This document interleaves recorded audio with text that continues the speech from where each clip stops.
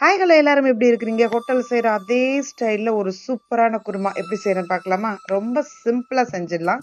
இதுக்கு செய்ய வேண்டியது என்னன்னா, ஒரு 8 மணி நேரம் சுண்டலை வந்து ஊற வச்சு எடுத்துக்கணும். அந்த ஊற வச்ச சுண்டலில் கொஞ்சமாக தண்ணி விட்டு குக்கரில் ஒரு 5 விசில் விட்டு எடுத்துக்காங்க. இதுக்கு தேவையான இன்க்ரீடியன்ஸ் பார்த்தீங்கன்னா 3 பெரிய வெங்காயம், 2 தக்காளி, கொஞ்சம் இஞ்சி பூண்டு பேஸ்ட்டு, 1½ டேபிள் ஸ்பூன் தனியாத்தூள், 1½ டேபிள் ஸ்பூன் தனி மிளகாய்த்தூள், அவ்வளோதான். குக்கரில் 1 பை 1 போட்டு வதக்கி வேக வச்ச சுண்டலையும் கொஞ்சமாக தண்ணி விட்டு உப்பு பார்த்து மறுபடியும் ஒரு விசில் விட்டு எடுத்துக்காங்க. அங்கே கறி வந்து ரெடி ஆகட்டும். ஸ்டீம் இறங்குறதுக்குள்ளே கொஞ்சமாக திருவன தேங்காய், ஒரு 6 முந்திரி போட்டு ஒரு ஃபைன் பேஸ்ட்டாக வந்து அரைச்சி எடுத்துகிட்டு வந்துடுங்க.